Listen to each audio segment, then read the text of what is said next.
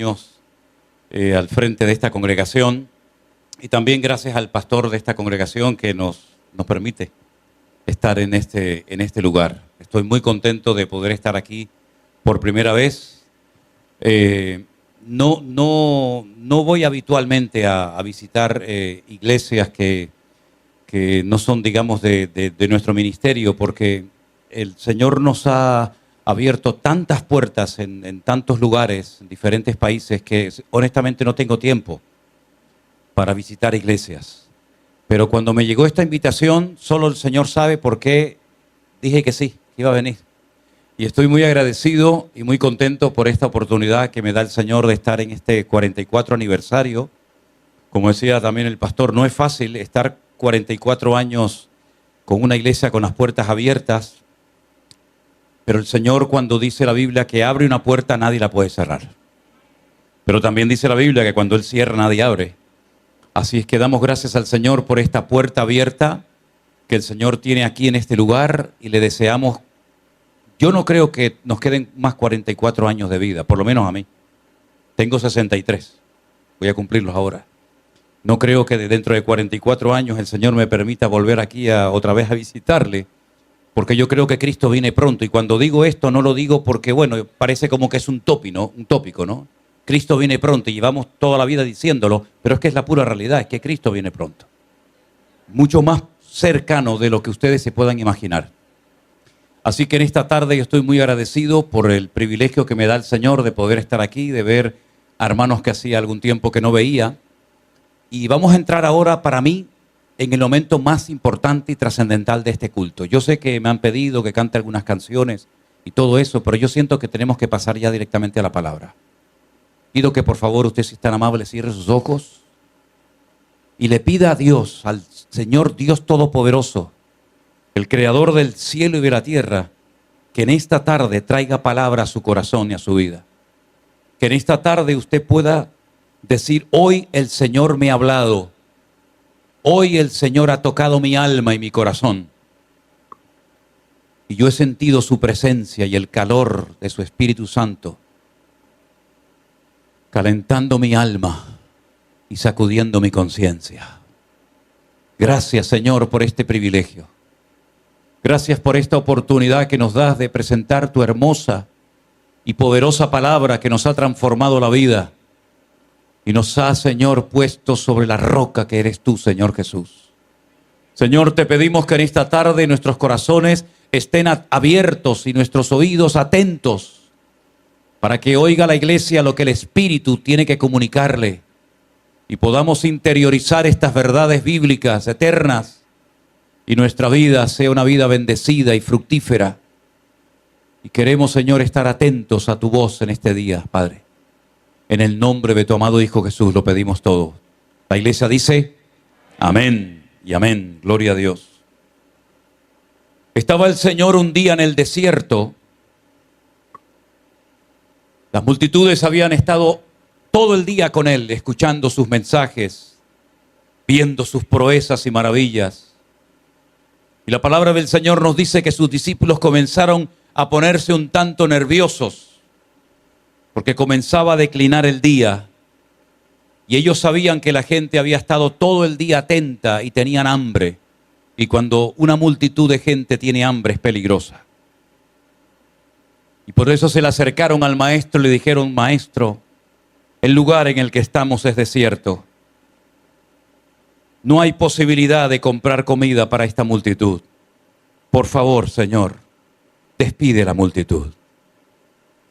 Y el Señor les da una palabra tremenda que les sacudió a todos desde lo más profundo de su ser. Cuando el Señor les lanza un desafío y les dice: dadles vosotros de comer. ¿Por qué le vamos a decir a la gente que se vaya ahora? Dadles vosotros de comer. Aún se pusieron más nerviosos porque se dieron cuenta de que no había comida para tanta multitud. Incluso uno, que enseguida sacó las cuentas, dijo: Señor, ni 200 denarios llegarían para dar de comer a esta multitud. Y además ni siquiera tenemos 200 denarios. Hay cosas en la vida que se pueden comprar con dinero, Pero muchas cosas del reino de Dios, el dinero no sirve para nada. Pero hay un elemento fundamental del cual quiero hablar en esta tarde, y es de la fe. Fe que mueve montañas, fe genuina, fe probada. Fe que es capaz de ver lo que los ojos humanos y carnales no pueden ver, pero que nos permiten adentrarnos en el reino de Dios, en el reino de lo imposible, y ver cómo la gloria del Señor se manifiesta en los momentos más duros y difíciles de nuestra existencia. La Biblia nos enseña que las multitudes comieron y se saciaron, y aún sobraron cestas de pedazos llenas. Y mientras el Señor despedía a la multitud, le dice a sus discípulos: pasad al otro lado del lago de Genesaret. Mientras yo despido a las multitudes, ustedes espérenme al otro lado del lago.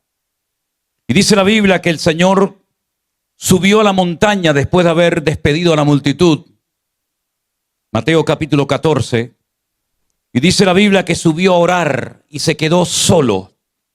Pero en esa noche cerrada y oscura, él observó que sus discípulos estaban pasándolo muy mal en medio del lago de Genesaret, porque el viento les era contrario. Y dice la palabra del Señor que la barca estaba azotada por las olas, porque el viento les era contrario. Mas a la cuarta vigilia de la noche, el Señor Jesús vino a ellos caminando sobre el mar. Cuando más cerrada era la noche, cuando menos posibilidad había de poder llegar a la otra orilla del lago, es cuando se les presenta el Señor. Tenemos que aprender, tenemos que recordarnos constantemente cada día que no hay imposibles para Dios, que a Él no lo limita nada ni nadie.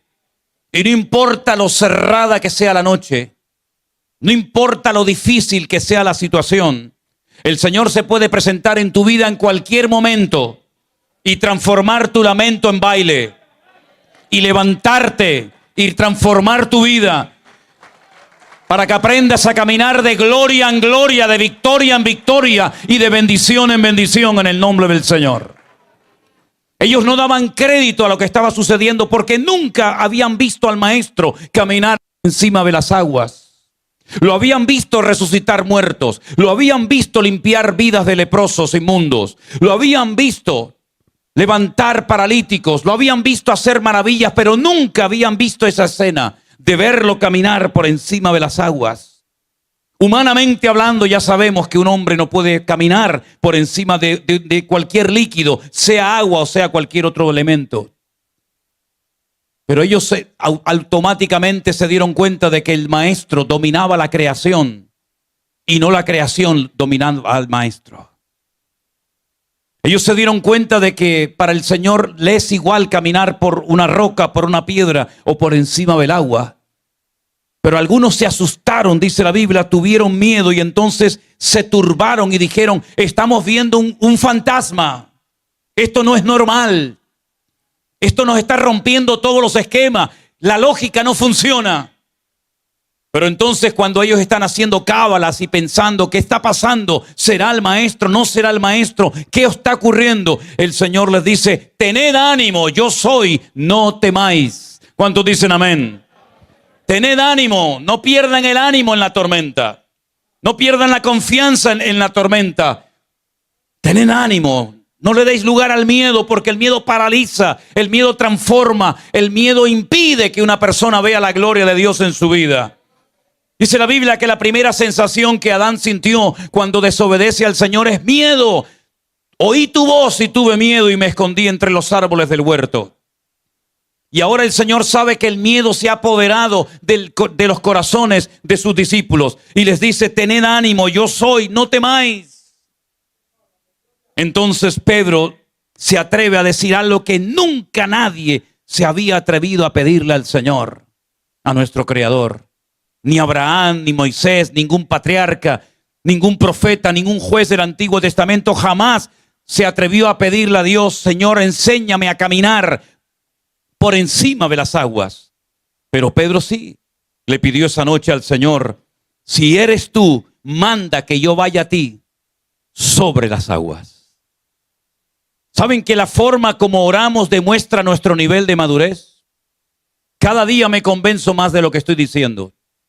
La forma como pedimos, la forma como oramos, la forma como nos comportamos, demuestra, exterioriza nuestro nivel de fe, de madurez y de crecimiento espiritual.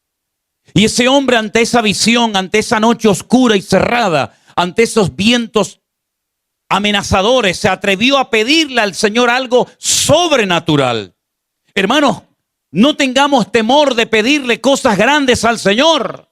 No seamos mezquinos y pobres en nuestra oración. Tenemos el Dios todopoderoso, el que creó el cielo y la tierra. No tenga miedo de clamar a su Dios, porque Él dice: clama a mí y yo te responderé y te enseñaré cosas grandes y ocultas que tú no conoces. Y la promesa del Señor es que Él tiene preparadas para las personas que le aman en esta época. Cosas que nadie ha visto, cosas que nadie ha experimentado. Dios las tiene preparadas para hombres y mujeres que le aman y se atreven a creerle a Él. Si tú eres, manda que yo vaya y camine sobre las aguas. Y el Señor le dijo: ven, ven. Y dice que salió de la barca y comenzó a andar con Jesús.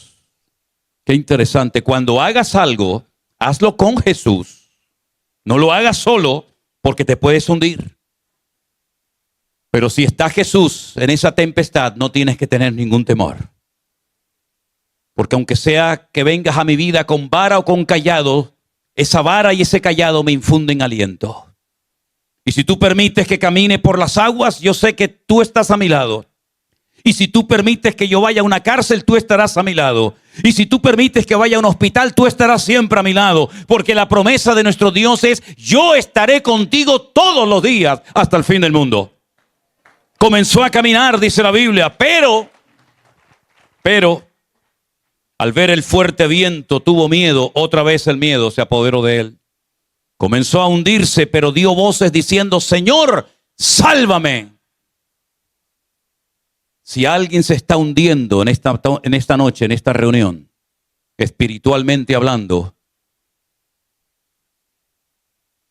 clama al Señor con todo tu corazón y el Señor te sacará de tu desesperación y cambiará tu lamento en baile. No hay nada peor que estar hundiéndose en la vida y no clamar al Dios vivo y verdadero.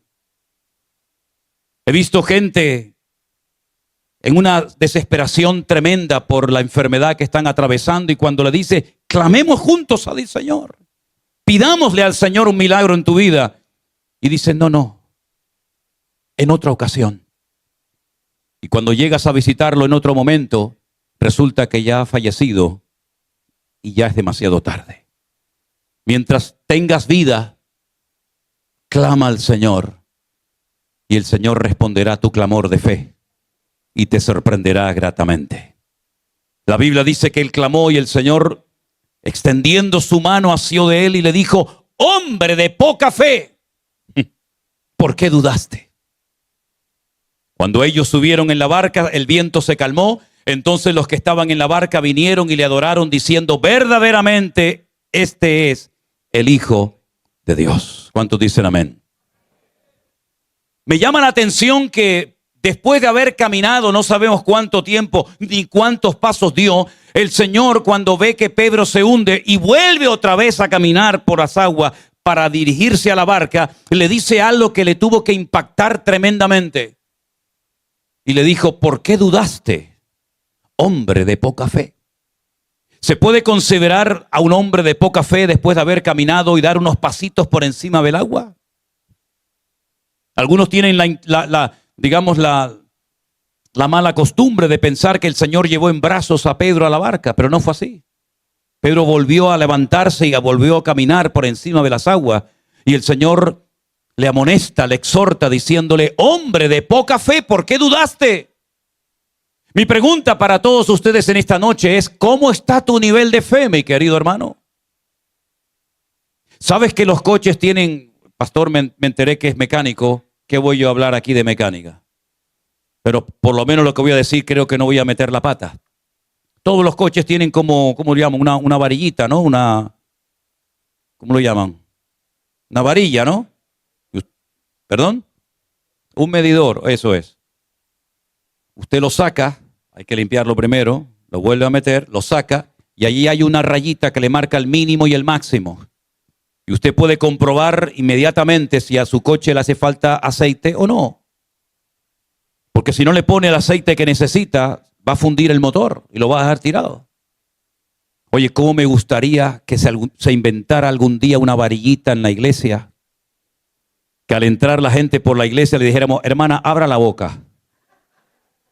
Jaque la lengua. Déjeme ponerle la varillita y decir, uy, hermana, usted está fatal. Usted está bajo mínimo, hermano. Vaya y échese un poco de aceite. Sería tremendo, ¿verdad? Que hubiera un medidor para saber cuánto nivel de fe tenemos. Pero saben que el Señor sabe la calidad de nuestra fe y el nivel de nuestra fe. Le dijo a Pedro, hombre de poca fe. Tiene fe, pero es poca. Si usted quiere emprender un largo viaje, tiene que comprobar si la gasolina que lleva en su depósito es suficiente para poder llegar al destino. Porque puede ser que salga, pero no llegue y se quede por el camino. Depende de a dónde quiera usted llegar ministerialmente.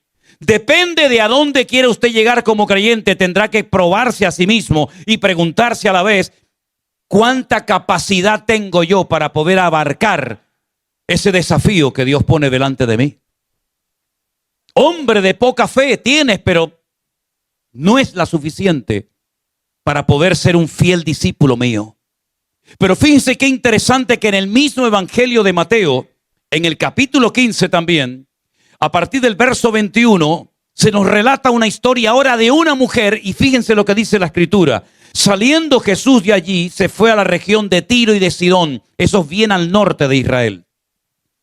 Y allí había una mujer cananea que había salido de aquella región y clamaba diciendo, Señor, Hijo de David, ten misericordia de mí. Mi hija está gravemente atormentada por un demonio. Ella era cananea, no era judía. No sabemos quién le había hablado del poder sobrenatural del maestro.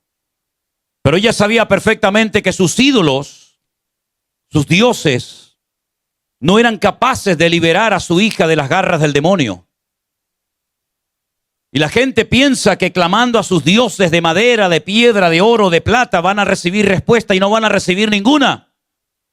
Porque la Biblia dice que los ídolos de las naciones tienen ojos pero no ven. Tienen boca y no hablan. Tienen oídos y no oyen. Tienen pies y no caminan. Usted puede clamar a la Virgen, al santo que usted quiera, pero ni le va a ver ni le va a ayudar en nada porque son objetos inanimados que no tienen vida y hay que llevarlos de un lugar a otro. No sé aquí en Estados Unidos, pero en España, a los santos y a las vírgenes, de vez en cuando los sacan de paseo.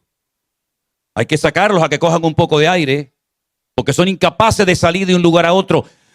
Tuvimos recientemente un volcán tremendo en una de las 7 islas Canarias. Es un pequeño archipiélago de 7 islas y una de ellas se llama la isla de La Palma, en singular, La Palma. Y explotó un volcán que hacía 50 años que estaba dormido. Comenzó a correr la lava de la mitad de la isla dirigiéndose hacia poblaciones. Destruyó colegios, carreteras, fincas. Hizo un desastre el volcán.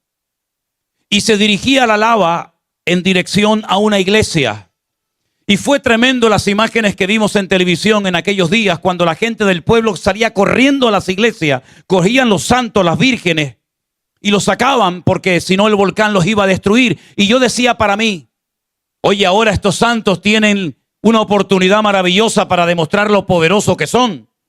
Ellos mismos saldrán corriendo, pararán la lava. Ni uno de ellos movió ni un dedo. Tenían que cargarlos en brazos y sacarlos para que el fuego no los destruyera. Y nadie fue consciente, nadie se dio cuenta, nadie se percató de que son ídolos mudos, muertos, que no tienen poder ni para hacerle ningún daño, ni tampoco ningún beneficio. Porque dice la Biblia, al Señor tu Dios adorarás y a Él solo servirás. Y no tendrás dioses ajenos delante de mí, dice el Señor. La idolatría es abominación delante de Dios. Todos los pueblos de Latinoamérica, desde casi Estados Unidos, hasta el sur de Argentina. Todos adoptaron una religión que los españoles trajeron. Y ustedes fueron católicos durante muchos años, no porque eligieron ser católicos, sino porque vinieron unos señores de España y obligaban a la gente a besar un crucifijo y si no te cortaban la cabeza. Y una religión que no funcionaba en España ni en Europa, la trajeron aquí y aquí se quedó. Y la gente comenzó a convertirse a esa religión muerta. Comenzaron a adorar dioses muertos. Y así va el mundo, hermanos. Pero cuando nuestros ojos fueron abiertos por el poder de la palabra de Dios y el Señor nos sanó, el Señor sacó los demonios que llevábamos dentro, nos dimos cuenta de que Él tiene ojos y ve, tiene boca y habla, tiene oídos y oye, y tiene todo el poder en el cielo, en la tierra y aún debajo de la tierra. Yo desafío a cualquiera que oye o ve este mensaje que me traiga un santo, una virgen, que hable, que vea, que camine, que respire. Que cuando me voy hacia un lado mueva los ojos y me siga. O que cuando yo le pregunto algo me responda. Ni uno. Todos son muertos. Esta mujer cananea sabía que sus ídolos, sus dioses no iban a poder liberar a su hija atormentada por demonios. Y entonces comienza a decir, Señor, hijo de David, ten misericordia de mí. Y el Señor no le hacía ni caso. Porque no era judía. Y el Señor en ese momento no vino a ministrar a pueblos no judíos. Y es cuando le dice el Señor, yo solamente he venido de momento para alcanzar a las ovejas perdidas de la casa de Israel. Y esta mujer le dijo, Señor, socórreme. Por favor, ten misericordia de mi vida. Y el Señor le dijo, no está bien tomar el pan de los hijos y echársela a los perrillos.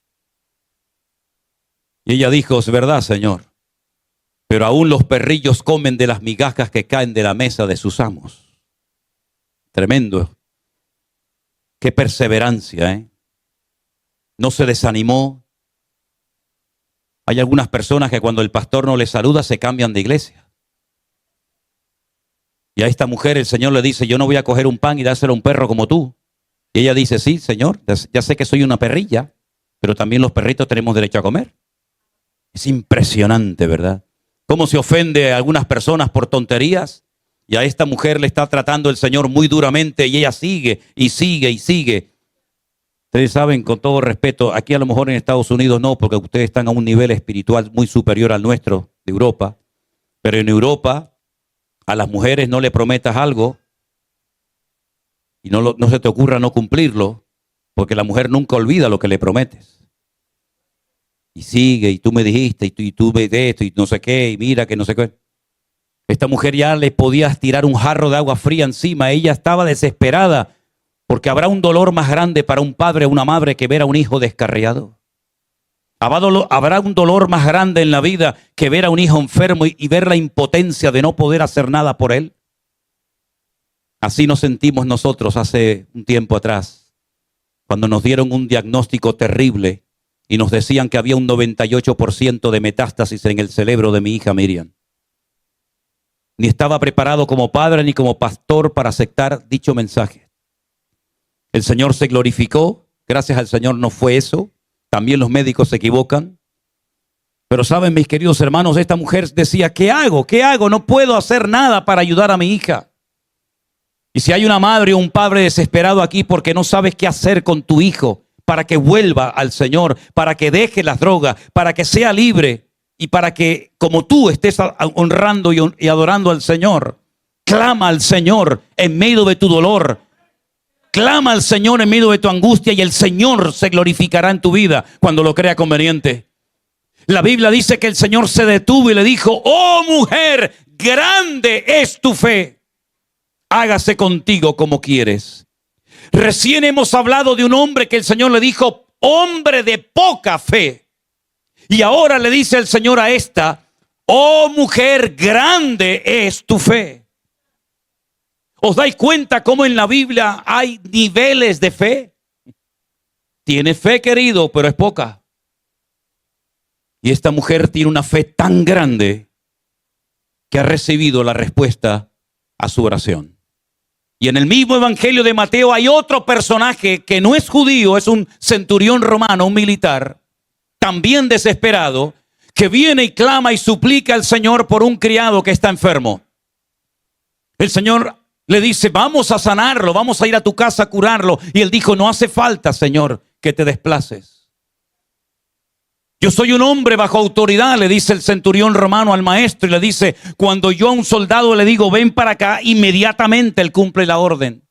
O cuando le digo a otro, coge esto y se lo llevas allá a otra persona, él inmediatamente obedece. Yo sé lo que es moverme en el terreno de la autoridad. Pero también reconozco que no tengo autoridad sobre enfermedades, sobre espíritus malignos. Pero tú sí tienes esa autoridad, maestro. Y por eso yo recurro a ti. Porque así como cuando yo doy una orden y al momento la cumplen, yo lo único que te pido es que tú digas la palabra y mi criado sanará en esta misma hora. Y entonces el Señor dice que asombrado le dice a sus discípulos, en todo Israel no he encontrado a nadie con tanta fe como este centurión romano. Es increíble ver cómo la fe es un factor fundamental en la vida de cualquier creyente, de cualquier persona. Hay una fe natural que todo el mundo tiene. Hemos venido horas en avión para poder estar aquí con ustedes en estos días. Y cuando nos hemos montado al avión no le hemos dicho a la azafata, por favor, ¿me permite hablar un momentito con el comandante? ¿Me podría enseñar su título de navegación de piloto? ¿Cuántas horas tiene usted de experiencia en pilotaje? ¿Es usted cristiano? ¿Pentecostal? ¿Metodista? ¿Anglicano? ¿Católico? No hemos preguntado nada, mi hermano. No le dijimos, una preguntita, ¿ya cargaron bien los depósitos de gasolina del avión? ¿Llegará de Europa hasta aquí 7,000 kilómetros? Cuando nos subimos a un ascensor, nos subimos con una fe natural de que no se va a caer. Yo he navegado horas y días en barco y cuando me monto en el barco no estoy pensando se va a hundir el barco, se va a hundir el barco, sino que me monto y digo, bueno, ya llegaremos cuando Dios quiera. Hay una fe natural que todo ser humano tiene, pero esa fe natural no es suficiente para alcanzar el reino de los cielos y tocar y conmover el corazón de Dios. La fe es un don, es un regalo que Dios le da a la persona cuando esa persona se humilla delante del Señor. Porque la Biblia dice que el que se humilla será levantado, enaltecido, y el que se enaltece será humillado. Y cuando una persona de la religión que sea o de ninguna se humilla delante de Dios y se acerca a Él con fe, la Biblia nos enseña que Dios le premia y Dios le honra, dándole un nivel de fe que luego usted tiene que cuidar para que esa fe crezca y se desarrolle adecuadamente. El mundo está bombardeándonos por todas partes para envenenar nuestra fe.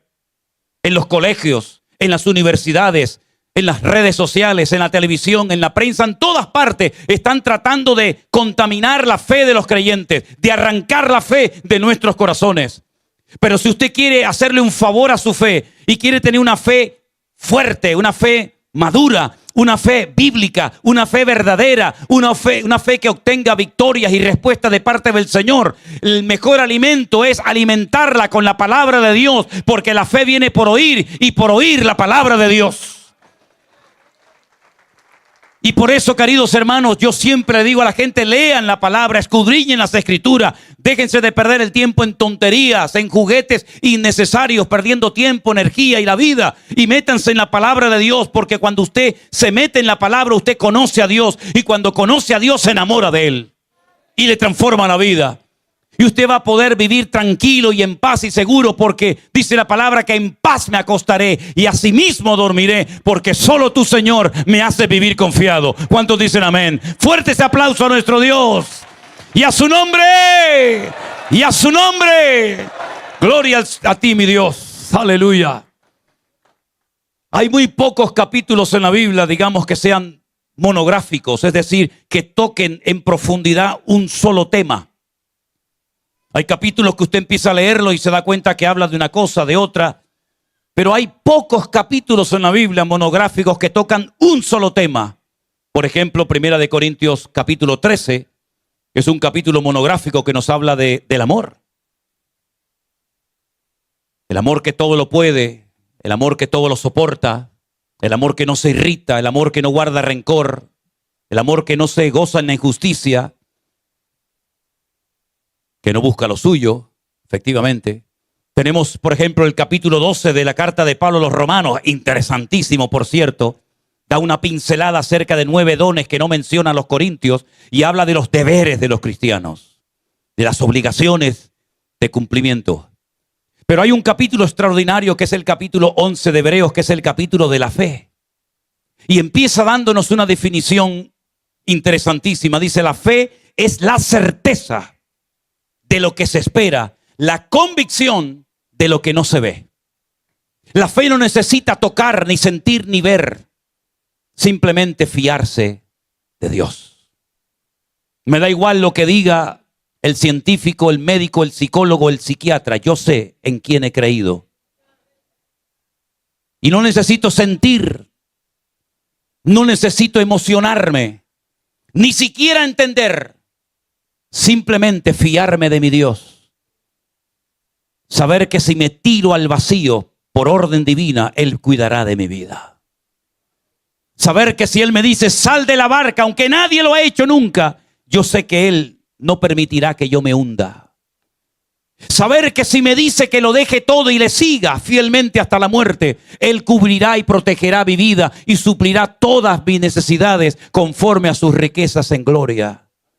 Saber que si me pide que sacrifique a mi hijo sobre un altar, Él hará un milagro en el último momento para demostrarme que Él honra a los que le honran y Él bendice a los creyentes obedientes que se fían de las palabras y de los mandatos divinos. La fe es un elemento indispensable en la vida de una iglesia. La fe es un elemento indispensable en la vida de cualquier hombre y mujer que quiere agradar y honrar al Señor. Es interesante notar cómo se transmitía en aquellos tiempos bíblicos la fe a las personas.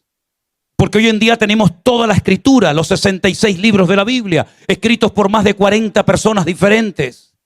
Y tenemos mucha información. Pero ¿cómo se transmitía la fe en un hogar hace 2000 años?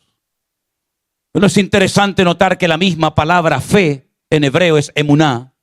Está entroncada con la palabra em, que significa madre en hebreo.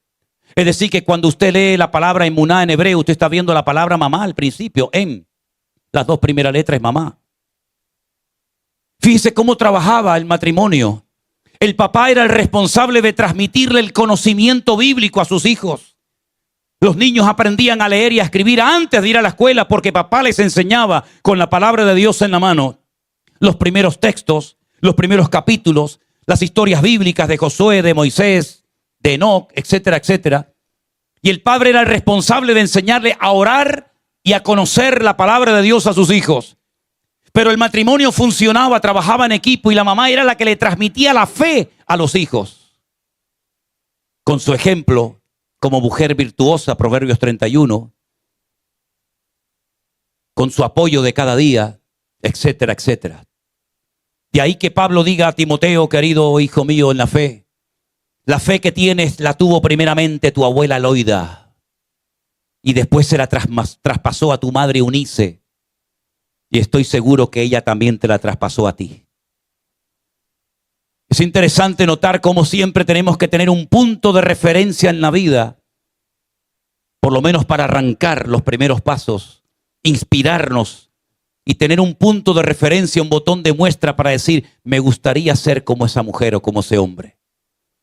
Espero que ya seamos conscientes que a estas alturas de nuestra vida hay mucha gente que nos está mirando. Y eso conlleva mucha responsabilidad. Cómo hablamos, cómo oramos, cómo compartimos. Cuáles son nuestras prioridades en la vida. Qué es lo que nos alegra el corazón. A qué dedicamos nuestro tiempo, nuestros recursos, nuestros dones, nuestros talentos, etcétera, etcétera. El capítulo 11 de Hebreos es extraordinario porque todos los hombres y mujeres que aparecen aquí, todos pasaron a la historia por actos de fe. A algunos la fe les sirvió para vencer a los enemigos. A otros la fe les sirvió para dejar tierra y parentela. A otros la fe les sirvió para parir a pesar de que eran ancianas, como por ejemplo el caso de Sara, la matriarca. A otros les sirvió para ofrecer buenos sacrificios delante de Dios, como el caso de Abel. A otros les sirvió para involucrar a toda la familia durante 120 años para construir un arca. Pero todos y cada uno de los hombres y mujeres que aquí se mencionan pasaron a la historia como personas, como hombres y mujeres de fe por lo que hicieron. No por lo que sintieron, sino por lo que hicieron, porque la vida del creyente no consiste en palabras, en emociones, en sentimientos, en planes, en proyectos, pero que nunca materializas. La fe es la herramienta indispensable para poner en práctica los planes, los sueños que Dios pone en tu corazón. Procura que sean sueños y planes divinos y no tus planes personales. Procura que te muevas en la agenda de Dios y no en tu propia agenda. Y no te importe tanto lo que digan los demás de ti. Cuanto antes te quites ese yugo de encima, serás más libre y vivirás más tranquilo. Que digan lo que digan, lo importante no es agradar a la gente, lo importante es agradar a Dios. Es imposible agradar a todo el mundo, imposible totalmente. Les podría contar docenas de anécdotas de cosas que me han ocurrido en el ministerio. Recuerdo que un día fui invitado a predicar a una convención internacional en la ciudad de Málaga, en España. Y cuando voy a predicar con mi chaqueta y mi corbata, el pastor se me queda mirando y me dice, ¿no se le ocurrirá a usted predicar así hoy aquí? Digo, ¿cómo? Por favor, usted no puede predicar en esta iglesia con saco y corbata. Digo, bueno, yo me quito el saco, la corbata, el pantalón y lo que haga falta, no se preocupe. Me quité la corbata, hice así, se la regalé a uno, la chaqueta se la regalé a otro. Digo, ¿algo más me tengo que quitar, pastor? No, ahora está bien. Pero en cuantas iglesias en Argentina, cuando íbamos me decían, no se le ocurrirá a usted predicar sin corbata. Entonces yo digo, ¿en qué quedamos? ¿Me la quito o me la pongo? En una iglesia le preguntaron una vez al pastor después de predicar, ¿qué le pareció el español? ¿Qué le pareció el mensaje? Dice, está bien, pero esa barbita, mejor que se la quitara. Me quité la barba un día para predicar en otra iglesia de estos hermanos y me dijeron, pastor, ¿y por qué se quitó la barba si le quedaba tan bonita? Digo, me van a volver loco, ¿eh? Me van a volver loco. Entonces lo mejor es hacer las cosas decentemente y con orden delante del Señor. Y partimos de la base de que la mejor manera en esta vida de vivir es poniendo a Dios en primer lugar en tu lista de prioridades, agradarle a Él en todo lo que hagas y en todo lo que digas y dejar los resultados en las manos del Señor. La fe nos permite hacer locuras. ¿Cuántos dicen amén? Pero no locuras para exaltar nuestro nombre. No locuras para que me miren a mí y digan, uy, mira lo que hizo. No. Locuras para obedecer a Dios cuando no sientes nada. Como por ejemplo en marzo del 2020, cuando vivíamos dentro de la iglesia porque no teníamos recursos ni para alquilar un pobre departamento. Y allí nos fuimos a vivir a unos cuartitos que hicimos rápidamente en la iglesia. Y allí nos agarró la famosa pandemia. Es interesante que muchos me conocen como el pastor de la pandemia. Como si yo tuviera algo que ver con eso. Yo no traje nada de eso, pero bueno. Y teníamos cultos los jueves y los domingos, pero no había iglesia, no había nadie. Pero en obediencia, yo me subía al púlpito y predicaba a sillas vacías durante semanas y meses. Y el Señor nos sorprendió como nunca antes en nuestra vida nos podíamos haber imaginado. Hasta el día que nos llegó un día un mensaje de una hermana, por cierto, de los Estados Unidos, que llegué a conocer. Y me dijo, pastor, yo fui aquella mujer que le mandó aquella vez aquel mensaje que usted ha mencionado en más de una ocasión. Yo dije que cuando estaba predicando a sillas vacías y no había absolutamente nadie un día y otro, pasaron muchas veces por mi mente pensamiento de decir, ¿a quién le estoy predicando? ¿Quién está viendo este mensaje? ¿Qué estoy haciendo aquí? Pero esa mujer, esa hermana me mandó un mensaje y me dijo, si en algún momento cuando usted predique o esté allí en la iglesia con la puerta cerrada, le pasa por su mente el pensamiento de que nadie está viendo y escuchando el mensaje, es cuando más gente estamos viendo y escuchando la palabra del Señor. Y eso fue un revulsivo en mi vida y me permitió hacer la locura de predicar como pastor después de más de 40 años a tiempo completo en el ministerio, a sillas vacías donde no había nadie, pero detrás de esas cámaras había miles y miles y miles de personas que hasta el día de hoy estamos tratando de conocer al mayor número posible de personas para la gloria del Señor. La fe te permite hacer locuras en obediencia a nuestro Dios. ¿O no era una locura salir de una barca en medio de una tempestad, mi hermano? Eso es un disparate. No es una locura renunciar a la herencia, dejar familia, casa, padre, hermanos, todo. sin saber a dónde voy porque Dios me ha dicho que lo haga? ¿No es una locura estar 120 años, corta madera, pon madera por aquí, pon madera por allá, para construir un barco de 350 metros de largo, 13 metros de ancho, en medio del desierto donde no hay ríos, ni lagos, ni pantanos, ni mar? ¿No es una locura? ¿No es una locura subir a un monte con un hijo, que es lo que uno más ama en la vida, amarrarlo y ponerlo sobre un altar porque Dios me ha dicho que lo haga? ¿No eso es un disparate y una locura? ¿No es una locura con más de 100 años cambiarme de nombre y decirle a la gente voy a ser padre de multitudes cuando estoy casado con una mujer estéril que tiene más edad incluso que yo? ¿No es una locura todo eso? Pero es que en Dios las locuras, hermanos queridos, es lo que identifica a una iglesia, a un ministerio y a un hombre de Dios. Estar dispuesto a hacer el ridículo, estar dispuesto a ir contracorriente, porque la fe vence al mundo en el nombre de Jesús. ¡Aleluya! ¡Gloria a Dios! Gloria a Dios por estos 44 años. Pero todavía quedan millones de personas por alcanzar para Cristo. Gloria a Dios por este salón. Pero aquí no cabe todo el mundo que es inconverso en esta nación. Todavía hay mucho camino por recorrer. No nos acomodemos. No digamos, bueno, ya llegué a una edad. Ya tengo ya mi iglesia, mis nietos, mis cañas de pescar. Estamos en pañales todavía, hermanos queridos. No vamos a vivir más de lo que ya hemos vivido, pero que los últimos años de nuestra vida sean los más apasionados y los más locos para Cristo. Que seamos gente que contagie a los demás, no con derrota, ni con pesimismo, ni con no puedo, no tengo, sino digamos, todo lo podemos en Cristo que nos fortalece, porque el Señor está conmigo como poderoso gigante. ¡Gloria a Dios!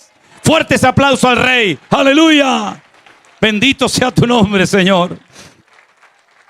Ahora bien, la fe que tenemos va a ser probada, porque una verdadera fe tiene que pasar el fuego de la prueba. Y el Señor sabe lo que te hace llorar. El Señor sabe dónde más te duele. Y el Señor nos va a sacudir en todas y cada una de las áreas de nuestra vida. Pero las pruebas que el Señor va a mandar a tu vida han sido pensadas por el Señor específicamente para ti. No te va a mandar la prueba del otro. Es más, las pruebas son proporcionales a nuestro nivel de fe y de madurez. Si el Señor le hubiera mandado las pruebas que pasó a Abraham, a David lo mata. Pero el Señor no tiene que pedirnos permiso para probarnos, sino todo lo contrario. Siempre saldremos fortalecidos de las pruebas, siempre. Y una de las características de la estructura de que estamos siendo probados es que no entendemos nada. Y es ahí donde el Señor nos sorprende. Cuando no entendemos nada, pero sabemos que Dios está bajo control. Hermanos queridos, el Señor hoy nos desafía a todos y a cada uno de nosotros. Si no somos hombres y mujeres de fe, no vamos a poder aguantar la hora de prueba que está ya siendo suelta por todas las naciones de la tierra.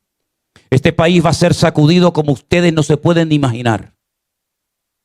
Yo sé que ha sido el sueño y la meta de muchos venir a este país, pero tu sueño y tu meta tiene que ser Cristo. Y tus ojos tienen que estar puestos no en el tío Sam, ni en God We Trust de los billetitos verdes de América, sino tus ojos tienen que estar puestos en el autor y consumador de la fe. Y Él te proveerá, Él te ayudará, Él te fortalecerá para que puedas caminar en victoria todos los días de tu vida. Es más, cuando ya no tenemos recursos, es cuando el Señor se glorifica. ¿Cuándo hizo el Señor los milagros más grandes? Cuando más imposible y difícil era que se produjera un cambio. Cuando ya el pueblo de Israel estaba a punto de ser extinguido en Egipto, de asimilarse con la costumbre y la cultura de los egipcios, es cuando el Señor intervino y los sacó milagrosamente de la esclavitud. Cuando vino el Señor a sorprender a la multitud hambrienta en el desierto, cuando ya no daban más, cuando ya no había recursos, cuando ya no podían obtener ninguna ayuda por parte de nadie, ahí intervino el Señor. ¿Y qué fue lo que hizo? Bendijo lo poquito, pero con la bendición de Dios lo poco llega, sobra y alcanza. Estamos viviendo tiempos muy difíciles, muy peligrosos. El mundo se ha convertido en un gigantesco manicomio y la mentira está como caballo desbocado en todas partes. Y nosotros tenemos las verdades eternas dentro de nosotros. Conocemos el propósito de Dios para el mundo. Sabemos y entendemos muchas de las cosas que están ocurriendo.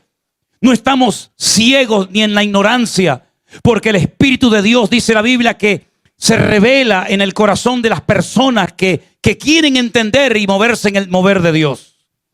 Pero mis queridos hermanos, cuiden su relación con el Señor como nunca antes, porque es lo más hermoso y lo más precioso que tenemos. Podemos tener templos de lujo, equipos de sonido, instrumentos, todo lo que quieran, pero sin fe es imposible agradar a Dios. Y quiero terminar diciendo algo en esta noche. La Biblia nos enseña que cuando el Señor confrontó a una de las iglesias mencionadas en el último libro de la Biblia, el libro del Apocalipsis, esa iglesia decía de sí misma: nos hemos enriquecido, de ninguna cosa tenemos necesidad. Qué ignorancia hablar así. Cuando esta mañana me enseñaba el pastor su congregación y me decía: mira, esto empezó de una forma muy humilde, en una casita muy sencilla de los veteranos de guerra. Después pudimos ampliar este terreno y pudimos hacer esto y pudimos hacer lo otro con la ayuda y con la gracia de Dios siempre, ¿verdad? Pero la iglesia de la Odisea estaba tan orgullosa de sí misma que creían que ya no necesitaban de nada, ni siquiera de la fe de la cual estamos hablando en esta noche. Y el Señor, cuando le habla, le dice: ciegos, pobres, desnudos, miserables, desventurados. En otras palabras, el concepto de la iglesia no coincidía con el concepto que el Señor tenía de dicha congregación. Hasta el punto, dice la Biblia, que le habían dado más importancia a tener que hacer. Le habían dado más importancia al patrimonio que a la búsqueda sincera de gloria y de presencia de Dios en los cultos. La Biblia dice que el Señor le dice a esa congregación: he aquí, estoy a la puerta y llamo. Estoy en la puerta, no estoy dentro del culto. No estoy presidiendo la reunión. No estoy en el equipo de alabanza. No estoy con los sugieres. No estoy en la escuela dominical. Estoy en la puerta llamando. Si alguno oye mi voz y abre la puerta, entraré a él, cenaré con él y él conmigo. ¿Cómo es posible que una iglesia entera, desde el pastor, pasando por todo el equipo de ministerio, no se hubieran percatado de que la gloria del Señor, la presencia del Señor ya no estaba en la iglesia? Nadie se dio cuenta. Nadie le dijo: pastor, ¿no nota que aquí falta algo? Nadie se dio cuenta, ningún anciano, ningún diácono, la esposa del pastor que se entera de todo. Cuando el pastor dice: la mujer del pastor ya fue y vino y ella ni se ha enterado. Nadie fue capaz de decirle: es que la gloria, la presencia del Señor ya no está. Todo es mecánico, todo es superficial, todo es religioso, todo es profesional. Ya dominamos la liturgia, el programa, ahora hacemos esto, ahora hacemos lo otro. Pero a Dios, ¿dónde lo metemos? Lo hemos perdido y nadie se ha dado cuenta, caramba.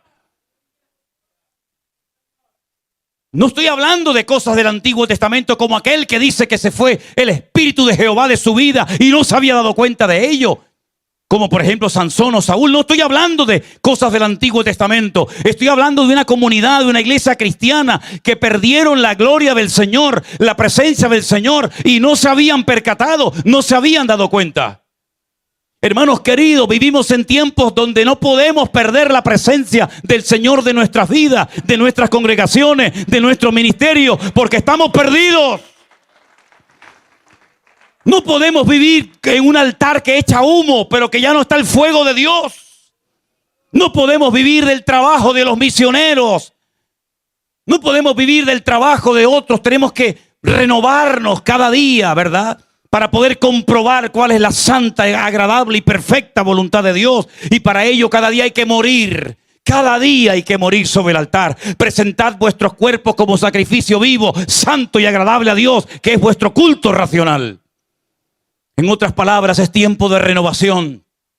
Y no hablo de pintar la pared de la iglesia de otro color. No hablo de cambiar la moqueta, no hablo de una renovación interna, donde la fe, queridos hermanos, esté viva y sea una fe eficaz, una fe poderosa, y que podamos decirle al diablo: hasta aquí llegaste, amigo. Como el nombre de vuestra iglesia, Ebenezer, una piedra que sirvió de testigo a generaciones, a multitudes, diciendo: hasta aquí nos ayudó el Señor. Pues la evidencia de que Dios nos va a seguir prosperando, usando y bendiciendo, es que lo que Dios ha hecho lo volverá a hacer. Porque la Biblia dice que es lo que será, lo mismo que fue. Si hubo gloria, volverá más gloria. Si hubo milagros, volverán los milagros. Si hubo vida, volverá más vida en el nombre del Señor. Porque el Señor no cambia. Pidámosle hoy al Señor humildemente: Señor, que no mengue mi fe, sino que yo pueda ser un instrumento útil en tus manos. ¿Cuántos dicen amén? Cierre sus ojos un momentito, por favor, mi querido hermano. Cierra tus ojos ahí donde estás. Es la primera vez en mi vida que estoy en esta iglesia. No conozco a nadie, salvo a los pastores. Por eso, desde la más absoluta libertad, quiero preguntar en esta tarde aquí: si hay alguna persona entre nosotros que has venido invitado por papá, mamá, un amigo, un miembro de la congregación. Tal vez tienes una religión que tú no escogiste, sino que te escogió ella a ti. Una religión que no te va a salvar, querido, porque ninguna religión puede cambiar tu ser, solamente la sangre de Jesús lo puede hacer. Si tú lo que has tenido toda tu vida es una religión, pero tú no has tenido nunca una relación, un encuentro personal con el Señor, hoy es tu día. Bendito sea Dios. Hoy es tu oportunidad. Entrégale su vida al Señor Jesús. Tal vez pueda haber alguien entre nosotros que se apartó, que se enfrió en su comunión con el Señor. Te has enredado en el mundo, pero hoy quieres volver como el hijo pródigo a la presencia del Señor. Hoy es tu día, mi hermano y amigo. Sea como sea, hoy el Señor está llamando a tu corazón. Quiere ayudarte, quiere hacerte libre para que no dependas de nada ni de nadie, sino puedas vivir en victoria todos los días de tu vida. Si hay alguien entre nosotros que le quiere entregar su vida a Cristo y te gustaría que oráramos por ti, me gustaría que me lo indicaras, pues, por ejemplo, levantándome tu mano. Y con esa mano levantada yo entenderé que tú le quieres entregar hoy tu vida al Señor Jesús.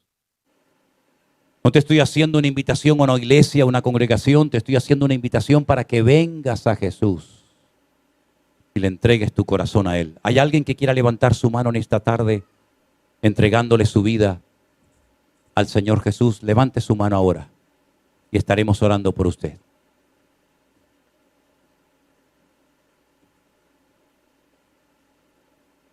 Alguien entre nosotros que le quiera entregar su corazón a Jesús por primera vez en su vida. Aproveche esta oportunidad. Puede ser tal vez la última, no lo sé.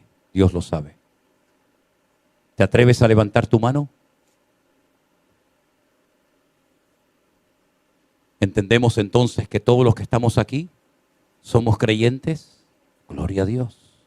Precioso. Entonces me dirijo a ustedes, los creyentes. ¿Cuántos de los creyentes aquí presentes quieren ser fortalecidos en su fe, en su comunión y en su relación con el Señor, de tal manera que su fe no vaya menos, sino que vaya cada vez en aumento? Levante su mano. Dios les bendiga. Dios les bendiga, hermano. Muchos de ustedes. Gloria a Dios. Les invito a ponerse de pie. Cantamos una alabanza a nuestro Dios. Hay una antigua canción que dice: renuévame, Señor Jesús, pon en mí tu corazón. En re, si puede ser. Y quiero invitar a todos los hermanos aquí presentes. Vengan adelante, hermanos, por favor. Salga de su asiento. Venga adelante. Pase al frente. Y cante conmigo esta alabanza a mi Dios. Y dígale a Él: Renuévame, Señor Jesús. Ya no quiero ser igual. Pon en mí tu corazón. Aleluya. Gracias, Señor. Bendito sea tu nombre. Pasen, hermanos, pasen adelante. Amén. Renuévame, Señor Jesús.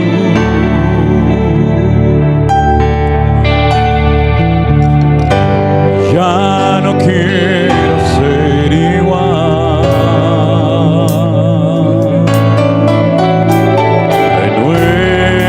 Renuévame, Señor Jesús. Véalo conmigo. Aleluya, sí, Señor. Pon en mí tu corazón. Vamos todos. Porque todo lo que hay dentro de mí necesita ser cambiado, Señor. Porque todo lo que hay dentro de mi corazón necesita más de ti.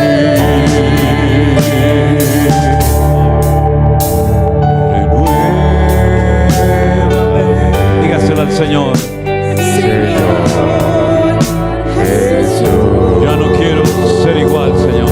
Amén. Aleluya. Ya no quiero ser igual. Renuévame, Señor Jesús. Aleluya. Pon en mí tu corazón.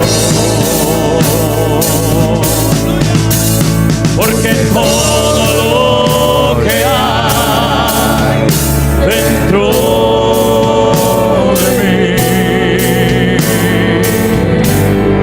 necesita ser cambiado, Señor.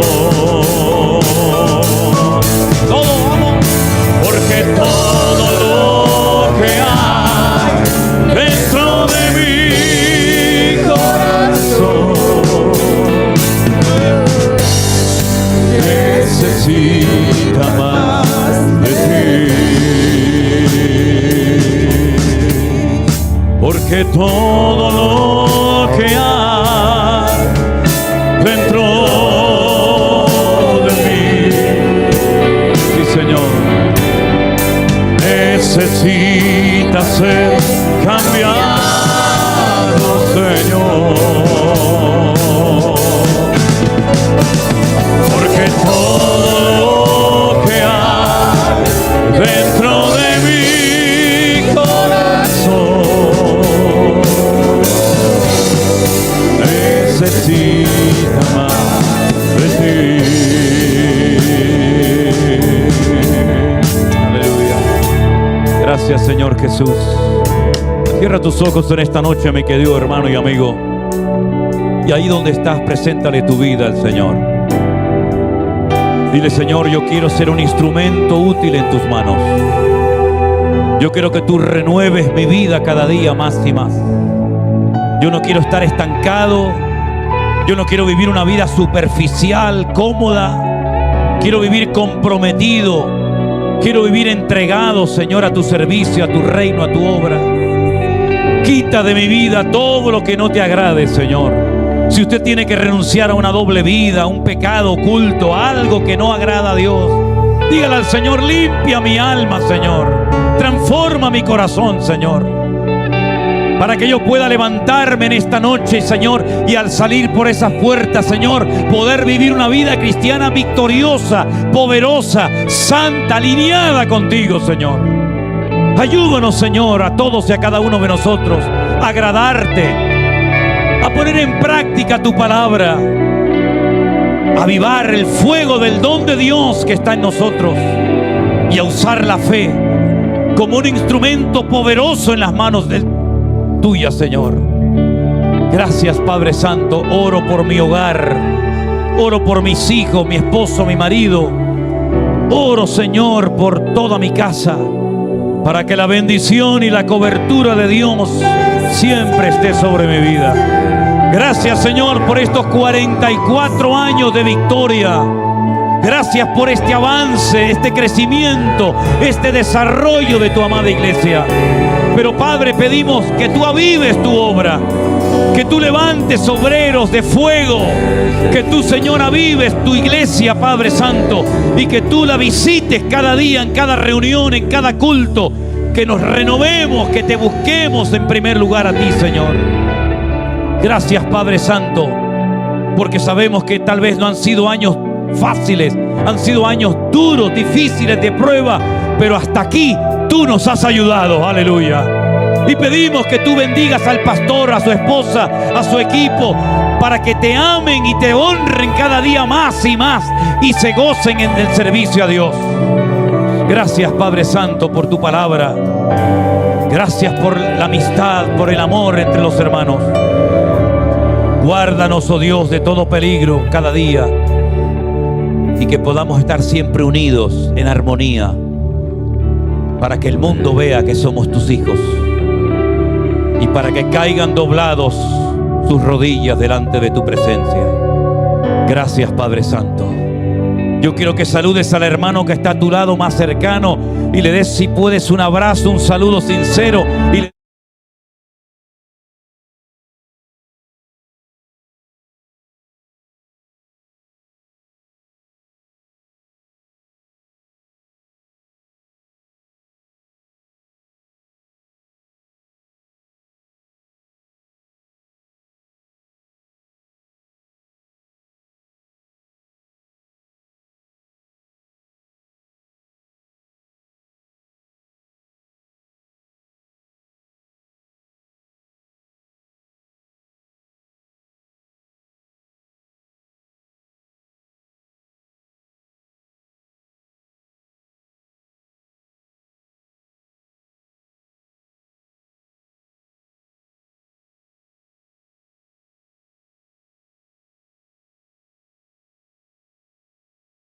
Vamos a Pedro el domingo pasado. Lo dejamos en Galilea. Lo dejamos en Galilea. Vamos a Juan capítulo 21, por favor. Allí dejamos a Pedro a las orillas del mar de Galilea, siendo interrogado por el maestro. Aquí en San Juan capítulo 21 encontramos esa conversación. Hermanos, gracias al Señor que lo que no nos cuenta Mateo, a veces lo cuenta Lucas, lo que no nos cuenta Lucas, a veces lo cuenta Juan. Imagínense que no tuviéramos el Evangelio según San Juan. Imagínenselo por un momento. ¿Qué nos hubiéramos perdido? Esta conversación, por ejemplo. ¿Alguien recuerda algo más que solamente recuerde, que solamente mencione Juan?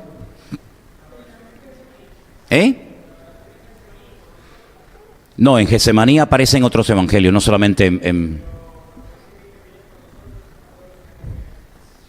Sí, eso es Juan 17. Eso es Juan capítulo, la oración de Jesús es Juan 17, por ejemplo. ¿Qué más? La samaritana, la conversación con la mujer samaritana, Juan capítulo 4. ¿Cuál más?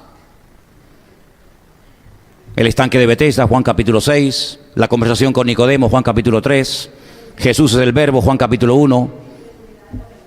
Tantas y tantas cosas que Juan cuenta que no cuentan otros evangelios. Por eso qué bueno es tener 4 evangelios, porque así podemos tener una visión amplia del maestro. Bueno, pues esta conversación, que es una conversación para restaurar, no es una conversación donde está el Señor llamando a un hombre para que le sirva. Eso ya lo había hecho hace 3 años atrás. Ahora este hombre que tiene un llamado, cuidado, este hombre que tiene un llamado, pero que en un momento puntual de su vida, de su relación con el Señor, se rompe la relación, tiene que ser restaurado para que pueda volver a seguir siendo usado por el Señor. Y esta conversación que encontramos aquí en Juan 21, donde el Señor le pregunta a partir del versículo 15 en adelante: ¿me amas, Pedro? Simón, hijo de Jonás, ¿me amas? Pedro, ¿me amas más que estos? Qué interesante que menciona el nombre de su padre. Gracias a este pasaje sabemos que el padre de Pedro, se llamaba Jona, se llamaba Jonás. Si no, no lo hubiéramos sabido nunca, ¿verdad? Simón, hijo de Jonás. ¿Por qué haber mencionado el nombre del padre en esa conversación? ¿Por qué?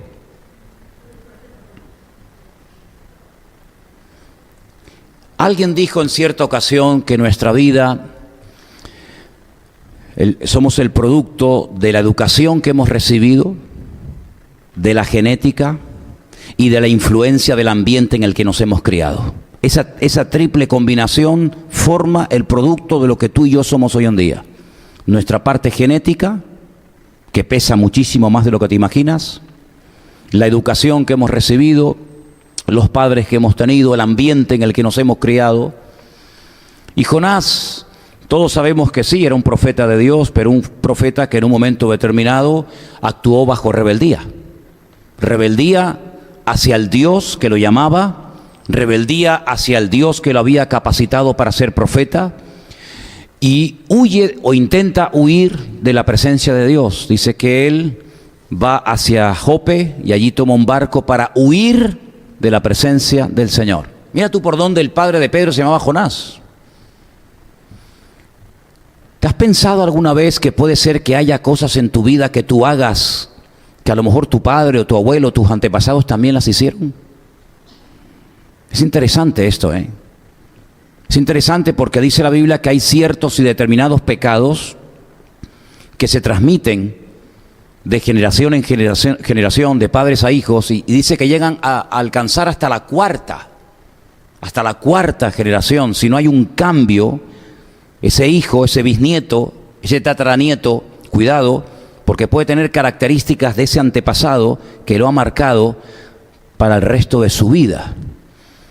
Y si quieren les pongo un ejemplo para que puedan captar la profundidad de lo que estoy diciendo, porque a veces se habla muy poco de esto en las iglesias. Pero a veces tenemos que renunciar, escuchen bien lo que les digo, tenemos que renunciar a ciertas y determinadas actitudes o pecados o costumbres familiares que nos han marcado. Dice la Biblia que cuando Noé, el famoso Noé, cuando sale del arca dice que se emborracha, ¿os acordáis? Plantó una viña y se emborrachó. Uno de sus hijos se burló de él, Can. Tenía 3, Sem, Can y Jafet. Uno de sus hijos se burla, se lo comunica a sus hermanos. Sus hermanos caminan de espalda para no ver la vergüenza, la desnudez de su padre. Y cuando Noé vuelve en sí y se le van los efectos del alcohol, él maldice no a Can, que está allí presente. Él maldice a alguien que todavía no había nacido. Él maldice a Canaán. ¿Quién es Canaán? El nieto de Noé, el hijo de Can. Es interesante cuando el pueblo de Israel sale de Mitzraín, sale de Egipto y atraviesa todo el desierto, llega a la tierra de Canaán. No llega a Israel, llega a la tierra de Canaán, los cananeos. Y es interesante notar que una de las cosas que el Señor le dice a su pueblo es: no se casen, no deis vuestros hijos a las hijas de ellos, ni toméis los hijos de ellos para vuestras hijas, sino exterminarlos a todos.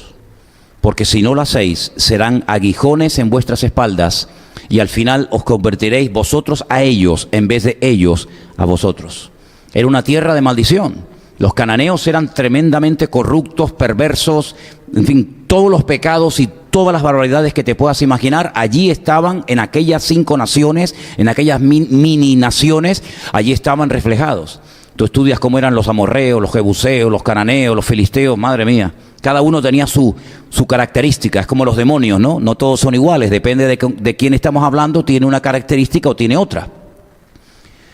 Allí vivía una cananea, una famosa cananea, en una ciudad llamada Jericó.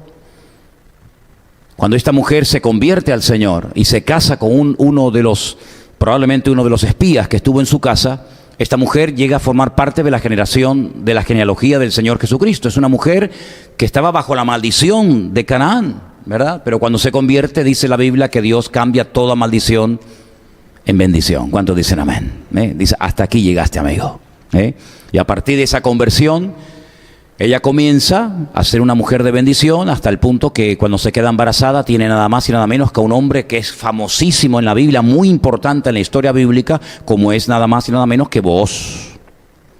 Y ese señor Booz, que llegó a ser un hombre tremendamente rico, con unas tierras enormes, pues se llegó a casar nada más y nada menos que con otra mujer también moabita, que se llamaba Ruth. Y todos conocemos la línea de bendición que viene a raíz de aquella persona, ¿verdad? Entonces, cuando el Señor le dice a Pedro, o mejor dicho, Simón, hijo de Jonás, ten cuidado porque la forma como tal vez has reaccionado últimamente se debe a esa influencia que pesa sobre los seres humanos más de lo que se puedan imaginar. Hay familias que están marcadas por el alcohol. Es impresionante. Hay familias que el alcohol ha hecho estragos en el abuelo, en el bisabuelo, en el papá, en los sobrinos, en los primos, en los nietos. Hay familias que están maldecidas, que están marcadas por la droga, por la prostitución, por la depresión y por tantas y tantas cosas. Por eso es bueno muchas veces pararnos y decir, Señor, si hay algo que ejerce una influencia negativa sobre mi vida, Señor, quita ese peso de mí, porque yo soy nueva criatura en Cristo Jesús. Las cosas viejas pasaron y aquí todo es hecho nuevo. A veces hemos visto niños que hacen algo y dicen, oye, igual que su padre. Su padre era igualito, igualito. Esa rebeldía, esa soberbia, ese orgullo es igualito, es igual que el abuelo, es igual que el padre. Entonces, Simón, hijo de Jonás, ándate con ojo. Porque nosotros tenemos que ser conocidos no como hijos de tal o como hijos de fulano, sino como hijos del Rey de Reyes y Señor de los Señores. Amén. Ahí Pedro recibe una restauración. No digo que todos los cristianos necesiten ser restaurados, pero hay momentos en la vida en los que tienes que pararte y decir, así no puedo seguir. Así no puedo ser útil ni para mí ni para nadie. Tengo que pararme, olvidarme de la barca, olvidarme de las redes, olvidarme de mí mismo y decirle al Señor, Señor, tú lo sabes todo. Haz conmigo lo que tú quieras. El Señor lo restaura, el Señor lo vuelve otra vez a poner en el lugar del cual había caído, del cual se había quitado por su rebeldía y por su negación al Señor.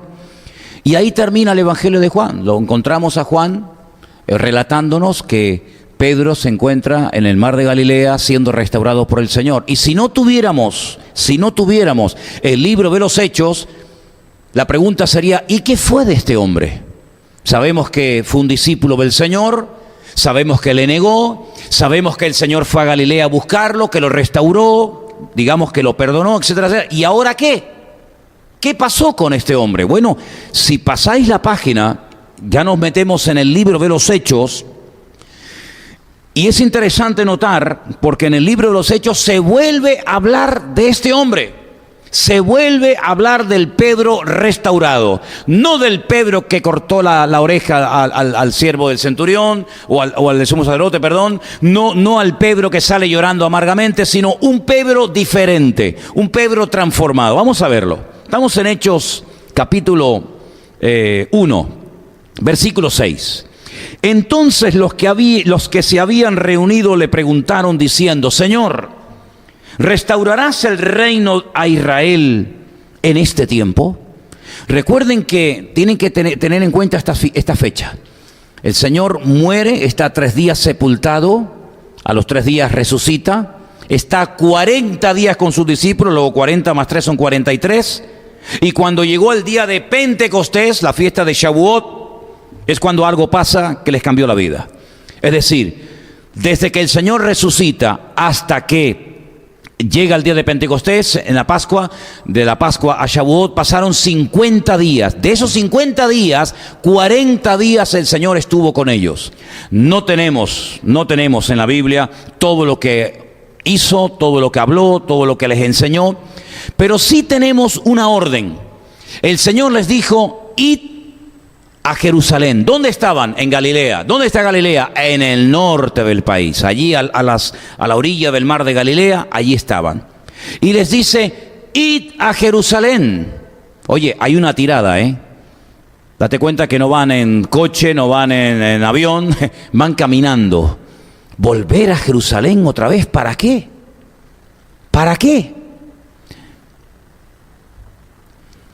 Hermanos, si verdaderamente has sido restaurado y vas en serio con el Señor te pondrá a prueba.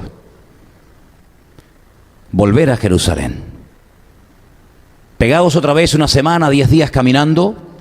Cuando lleguéis a Jerusalén, todo el mundo os va a reconocer por el acento, por la forma de comportaros. Incluso aquella chica que tiempo atrás había señalado con el dedo a Pedro diciendo, tú eres uno de sus discípulos, esa chica sigue viviendo allí, no ha muerto. Te va a reconocer en cuanto llegues a la ciudad. Tarde o temprano te la vas a encontrar. Si no es en la calle, es en el templo, en la sinagoga, tarde o temprano te la vas a encontrar. Poncio Pilato no había muerto, seguía viviendo en la fortaleza de la Antonia como hacía tiempo atrás. Anás y Caifás, los sumos sacerdotes de la época de Jesús, seguían viviendo allí, no habían muerto. Los soldados romanos todavía seguían allí en Jerusalén. No es que ya cambió todo y ahora todo el mundo es convertido, todo el mundo es bueno. No, cuidado. Puede ser, y es simplemente una opinión, que hasta la mismísima cruz donde crucificaron al maestro hace unas semanas atrás, puede ser que aún siga allí en el camino y no la hayan quitado. Y puede ser que cuando paséis al pie de ella, puede ser que a lo mejor veáis las manchas de la sangre que el Señor derramó allí. Si nada ha cambiado, volver a Jerusalén era algo muy difícil y algo muy peligroso. Porque los judíos y los romanos no querían que esto fuera a más. Matando al cabecilla, lo que se pretendía es que este movimiento nuevo desapareciera, se diluyera. Si ustedes vuelven otra vez a Jerusalén, esto es una especie de provocación. Lo han matado a él, pero aquí seguimos nosotros. Ellos no van solos, van con sus mujeres, van con sus hijos. De hecho, hay una pequeña lista de personas que llegaron a Jerusalén y se metieron en una casa a orar durante varios días. Vamos a leerlo. Estamos en Hechos 1, ¿verdad? Voy al 7. Y les dijo, no os toca a vosotros saber los tiempos o las sazones que el Padre puso en su sola potestad. Pero recibiréis poder cuando haya venido sobre vosotros el Espíritu Santo. Y me seréis testigos. Esta palabra testigos no es que esté mal traducida, pero realmente la traducción más exacta hubiera sido, me seréis mártires. ¿Hay alguien aquí que quiere ser mártir para Cristo? Es más fácil ser testigo, ¿no? Pues lo que le dijo el Señor, me seréis mártires. Pero recibiréis poder cuando haya venido sobre vosotros el Espíritu Santo. Y seréis testigos en Jerusalén, en Judea, en Samaria y hasta lo último de la tierra. Y habiendo dicho estas cosas, viéndolo ellos, fue alzado y le recibió una nube que le ocultó de sus ojos. Y estando ellos con los ojos puestos en el cielo, entre tanto que él se iba, he aquí se pusieron junto a ellos 2 varones con vestiduras blancas, los cuales también les dijeron, varones galileos, ¿por qué estáis mirando al cielo? Este mismo Jesús que ha sido tomado de vosotros al cielo, así vendrá como le habéis visto ir al cielo. ¿Cuántos dicen amén? Tremendo, ¿eh? Ahora dice, versículo 12, entonces volvieron a Jerusalén desde el monte que se llama del Olivar, Monte de los Olivos, el cual está cerca de Jerusalén, camino de un día de reposo. Pero déjenme que les lea solamente un versículo, no nos vamos de Hechos 1, ¿vale? Porque hemos leído que ellos volvieron a Jerusalén desde el Monte de los Olivos. Se cree que el Señor Jesús, cuando ascendió a la presencia del Padre, ascendió desde el Monte de los Olivos. De hecho, en el Monte de los Olivos hay una especie de torre que indica el lugar donde posiblemente desde el cual el Señor ascendió. Así que ellos estaban allí en el Monte de los Olivos. Y hemos leído que ellos vuelven a Jerusalén desde ese monte. Pero hay un versículo, hay algo que Lucas dice sobre ese trayecto corto. Es un trayecto muy corto. Del Monte de los Olivos al aposento alto, nada, es un máximo 2 kilómetros, para que me entiendas. Pero hay un versículo en Lucas que dice, los sacó fuera hasta Betania y alzando sus manos los bendijo. Escucha, Betania está cerquita de Jerusalén, es una barriada, está al lado.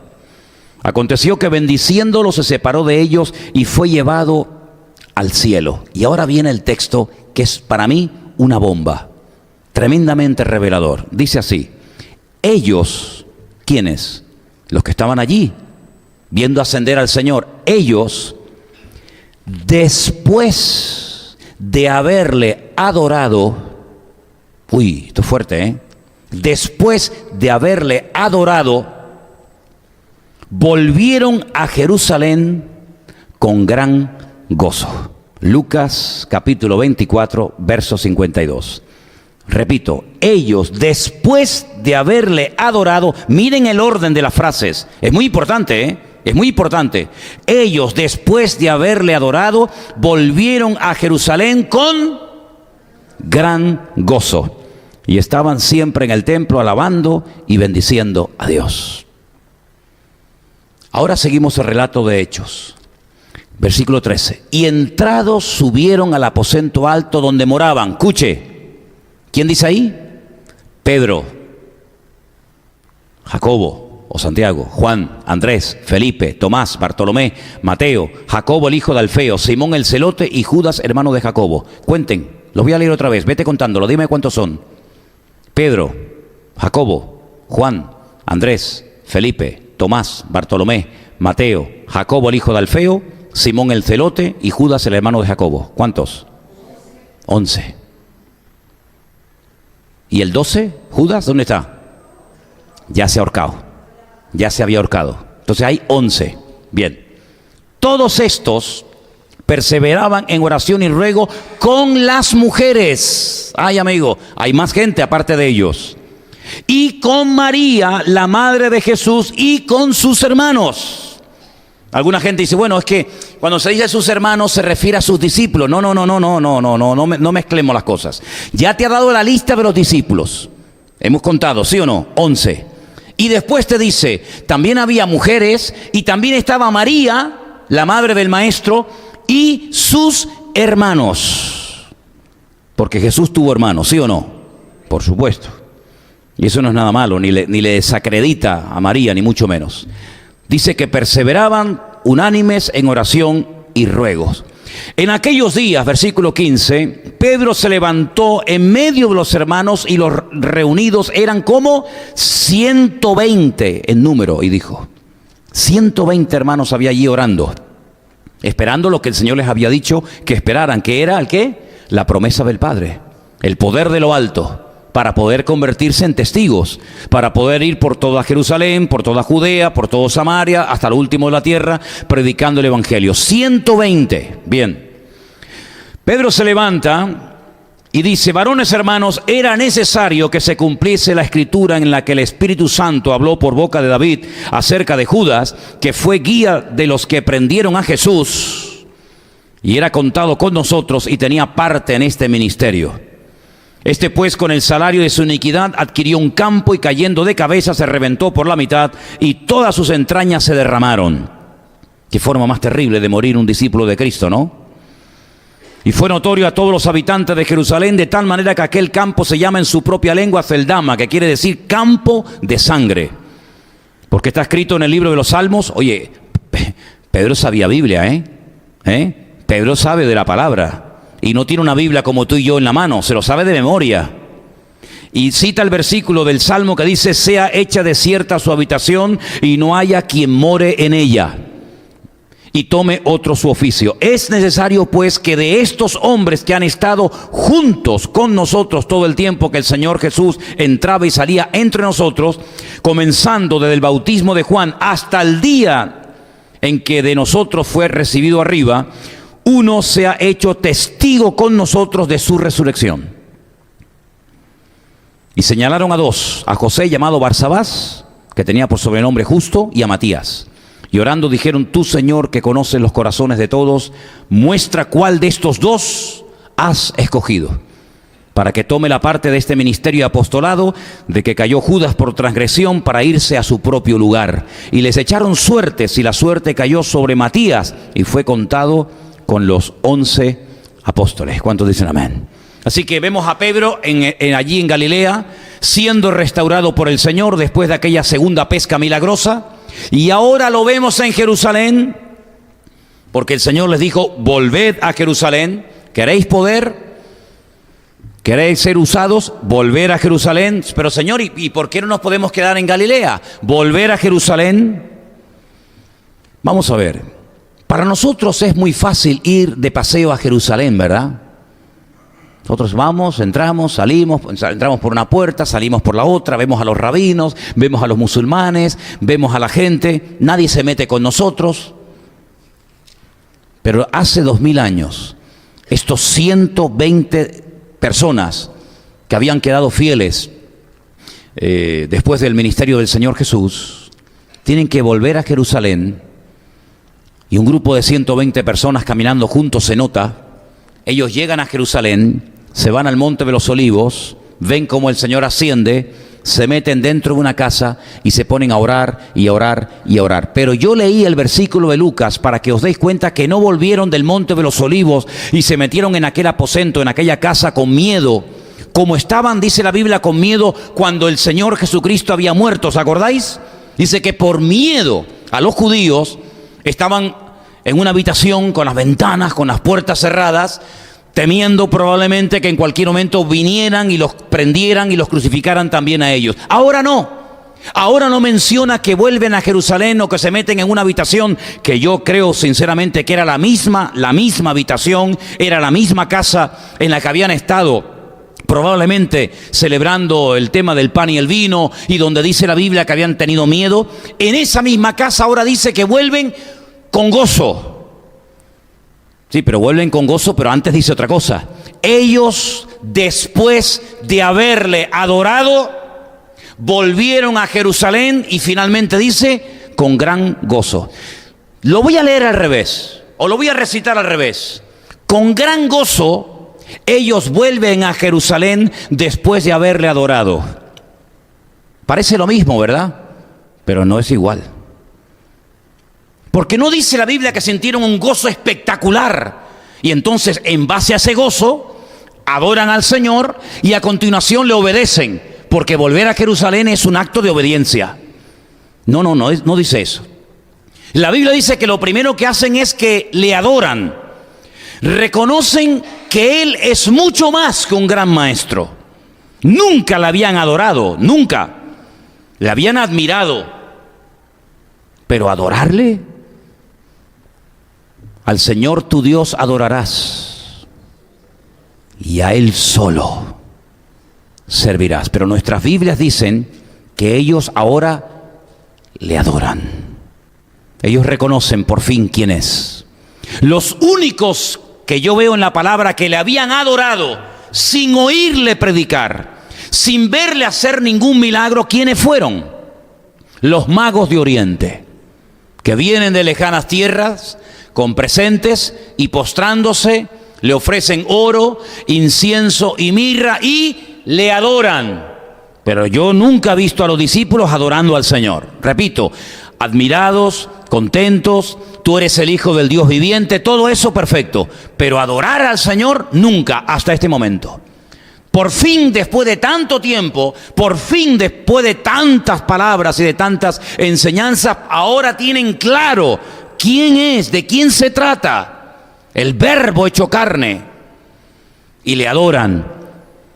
Y dice la Biblia que vuelven a Jerusalén, porque para obedecer al Señor tienes que conocer al Señor. Tú nunca vas a ser un cristiano obediente si no conoces al Señor como tu Dios. ¿Me habéis oído? ¿Cómo voy yo a obedecer a un Dios que no conozco? ¿Cómo me voy yo a jugar la vida por un Dios que no es mi Dios? ¿Cómo voy yo a estar dispuesto a enfrentarme contra viento y marea? Amigos, vecinos, familiares o quien haga falta, si yo no tengo una relación, si yo no he tenido un encuentro personal con ese Dios, ¿cómo me voy yo a jugar la vida por un Dios que no es mi Dios y por un Dios que no sirvo y conozco? Es imposible. ¿De dónde saco esa fuerza? ¿De dónde? La fuerza viene de nuestro Dios. Cuando yo lo conozco, cuando yo sé que vive, cuando yo le reconozco como mi Señor, como mi autoridad, como todo, me da igual que se rían, me da igual que me vea solo en el instituto, me da igual que se burlen de mí, me da igual que me calumnien, me da igual todo en la vida, porque yo sé en quién he creído. ¿Cuántos dicen amén? Por eso el apóstol Pablo, cuando se despide de este mundo y escribe la segunda carta al joven pastor Timoteo, dice: yo sé en quién he creído, yo sé que el Señor está a mi lado. Demas me desamparó amando este mundo. Alejandro me causó muchos males. En mi primera defensa ninguno estuvo a mi lado, pero el Señor estuvo conmigo. Y si el Señor está conmigo, me da igual si ustedes me siguen o me abandonan. Si el Señor está conmigo, ¿quién contra mí?, dice la Biblia. Entonces, cuando ellos le adoran, cuando ellos le reconocen, dice: Dios mío, este es mucho más que un profeta. Claro, la gente en aquellos tiempos decía: no, este es Juan el Bautista que ha resucitado y sus poderes se han metido en él. O este es Jeremías, o este es algún profeta. Bueno, pero es que para nosotros es mucho más que un profeta. Para nosotros es Dios, es Emanuel, Dios en carne y hueso. Y le adoran y dicen a Jerusalén: ahora mismo no tengo ningún temor, aunque me agarre por los pelos Pilato, aunque me esté esperando otra cruz en el camino, no me importa. Y cuando ellos le adoran, cuando ellos le obedecen yendo a Jerusalén, es cuando dice que sintieron gran gozo. ¿Cuántos dicen amén? No, hasta que no sienta algo no te obedezco. Es que no es así, no es la carreta delante del burro. El burro va delante, tirando de la carreta que va detrás. Entonces hay gente que basa su relación con el Señor o sus decisiones en la vida en base a lo que sienten. Bueno, como Dios me ha ayudado, como Dios me ha bendecido, como espero que el Señor arregle mi problema, como espero que mi matrimonio se restaure, entonces no. Y si no lo hace, si el Señor quiere que hoy muramos quemados, tampoco nos postramos ante tu imagen. Porque es muy fácil servir al Señor por lo que te da. Pero aquí hay un nivel superior de la fe, y es adorar al Señor por lo que es, no por lo que hace en nuestras vidas. ¿Cuántos dicen amén? Si a partir de ahora, es una hipótesis, te planteo esta hipótesis, si a partir de hoy ninguna oración que hagamos va a ser contestada, ninguna. Así que no sigas orando, porque Dios no te va a dar ese trabajo que estás pidiendo, ni te va a sanar esa enfermedad, ni te va a ayudar en esa situación que tienes. Es decir, si a partir de hoy el Señor ya no contestara a ninguna de nuestras oraciones, ¿seguirías adorando y cantándole a Dios? Ay, amigo. Ellos volvieron a Jerusalén. ¿Cómo no van a volver a Jerusalén si sabemos a quién hemos adorado? Si sabemos quién es nuestro Dios. Si sabemos que aunque Él se ha ido a la gloria, Él está con nosotros todos los días hasta el fin del mundo. Y cuando van, claro, sienten gozo. ¿Por qué hay cristianos que nunca sienten ese gozo? Porque no obedecen a Dios. Porque no tienen todavía claro a quién están sirviendo. ¿Qué pedía David cuando pecó? ¿Qué pedía? Dame otra vez el gozo de la salvación. Pues si lo pide es porque lo ha perdido. Porque si lo tuviera, ¿para qué pedir algo que uno ya tiene? Devuélveme el gozo de tu salvación. Entonces enseñaré a los transgresores tus caminos, y los transgresores se convertirán a ti. ¿Cuántos dicen amén? Entonces ellos vuelven a Jerusalén, y allí va con ellos Pedro. Pero cuidado, ahora el Pedro restaurado es un Pedro con iniciativa. Cuando yo veo a un joven, cuando yo veo a un hermano en la iglesia que no tiene iniciativa, yo digo: esta persona o no ha entendido el evangelio, o es un religioso que no ha nacido de nuevo. Porque no es normal, créeme, no es normal que un creyente no tenga iniciativa en el Señor. No es normal. No es normal. Lo normal es que hay momentos en la vida de cualquier creyente normal, sano, que tienes ganas de hacer cosas para el Señor. O a lo mejor me estoy equivocando. ¿Me estoy equivocando? Corregidme. Llevadme la contraria si creéis que estoy predicando algo erróneo. ¿Cómo puede ser que un cristiano no tenga iniciativa nunca por hacer nada para el Señor? Es que entonces no es cristiano. Porque una de las primeras cosas que uno quiere hacer para el Señor es hacer algo, no sé qué, pero servir al Dios que me ha cambiado la vida. Y si ese deseo no está, tienes nombre de que vives, pero estás muerto, querido. Ellos vuelven a Jerusalén y Pedro dice: aquí tenemos que hacer algo, ¿eh? Aquí antes éramos 12 y ahora somos 11. Y tenemos que nombrar a otra persona para